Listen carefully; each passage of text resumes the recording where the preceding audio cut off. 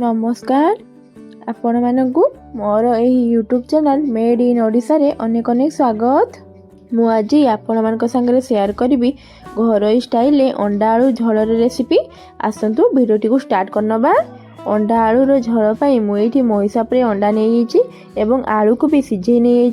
अंडा एवं आलू को मु एका संगे सिझे नहीं। एबे देखि परते अंडा एवं आलू टी बहुत भल भाबे सिझी जाइछि।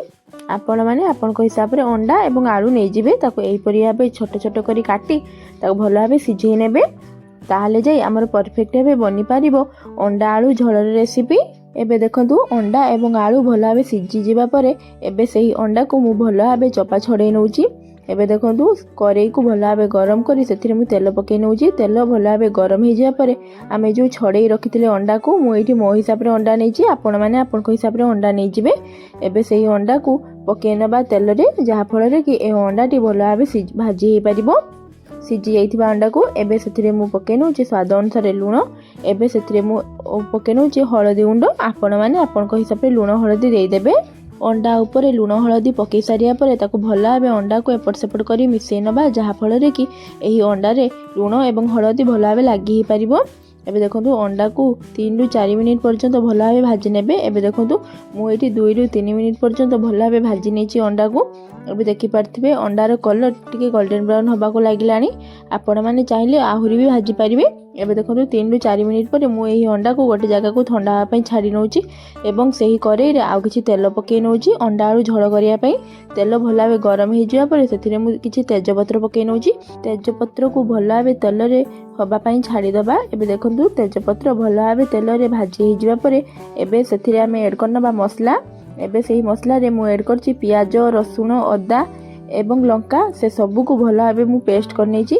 एबे सही मसला को पके नेली तेल रे। एबे सेथिरे पके नउछि स्वाद अनुसार लूण एवं हळदी गुंड एवं काश्मीरी मिर्च पाउडर जहा फल रे कि तरकारी भल कलर आसीबो। एबे से सबू को भल भाबे मिसेई नबा मसला सहित।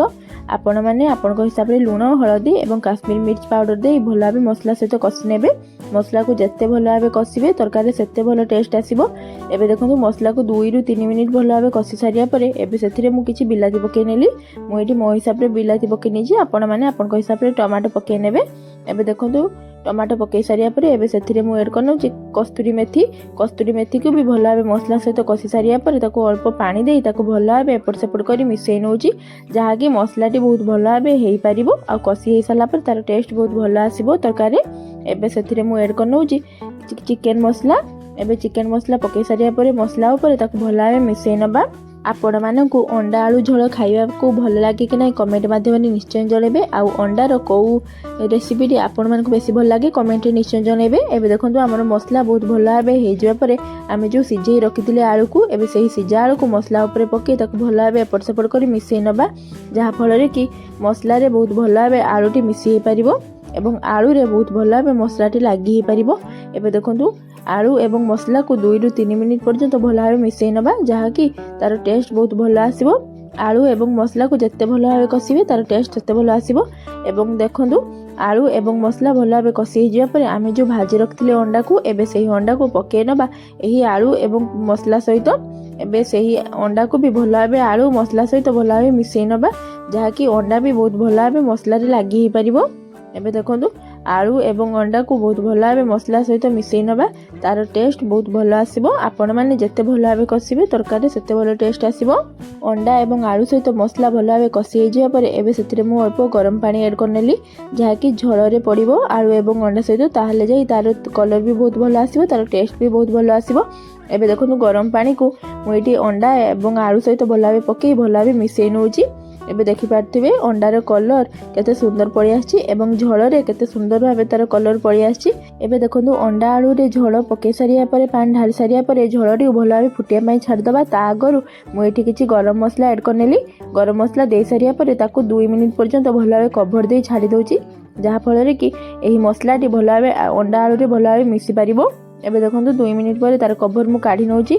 एबे आपण माने देखि पारथिबे अंडा एवं आलू टी केते सुंदर भाबे झोल रु फुटिया को लागिलानी।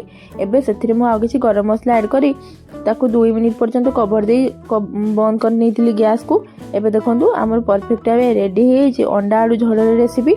तार कलर भी आपण माने देखि पारथिबे एबे देखंतु अंडा आलू झोल रेसिपी पूरा परफेक्ट भाव बनी जिबा परे मु ताको गोटे प्लेट को सर्व कर नउची। आपण मानकु अंडा आलू झोल खाइबा पई भलो लागे कि नहीं कमेंट माध्यम रे निश्चय जणेबे। आउ आपण मानकु अंडार को आइटम खाइबा पई बेसी भलो लागे सेटा भी कमेंट माध्यम रे निश्चय जणेबे। आपण माने भी थरे एही परिया बे अंडा आलू झोल रेसिपी निश्चय ट्राई करंतु आउ कमेंट माध्यम रे निश्चय जणेबे एही रेसिपी आपण मानकु केमति लागिला। आउ यार कलर भी आपण माने देखि पारथिबे केते सुंदर भाबे देखा होची एवं यार टेस्ट भी बहुत भलो थिला। आपण माने थोड़ी निश्चय ट्राई करंतु एही परी अंडा आलू झोल रेसिपी। मोर जदी एही वीडियो आपण मानकु भलो लागि थाए तबे लाइक शेयर सब्सक्राइब निश्चय करंतु। पाखरे थिबा बेल आइकन को दबाई ऑल नोटिफिकेशन ऊपर क्लिक कर दियंतु। मोर जतिक भी नुआ नुआ रेसिपी वीडियो आसीबो किंबा मो चैनल ले मु जहाँ भी वीडियो अपलोड करिवि ताहा आपण मानक पाखरे जाईकि जल्दी पहुंची परिबो। एवं सेति पई आपण माने थोरे मो चैनल को लाइक करी सब्सक्राइब निश्चय करंतु। एमिति नुआ नुआ रेसिपी वीडियो देखिया पई मो चैनल को लाइक करी सब्सक्राइब कर दियंतु। ताले जाई मो चैनल ले जहाँ भी नुआ नुआ रेसिपी वीडियो आसीबो सर्वप्रथम आपण मानक पाखरे पहुंची परिबो। पुणी देखा हबो नेक्स्ट वीडियो रे। रहुची नमस्कार जय जगन्नाथ।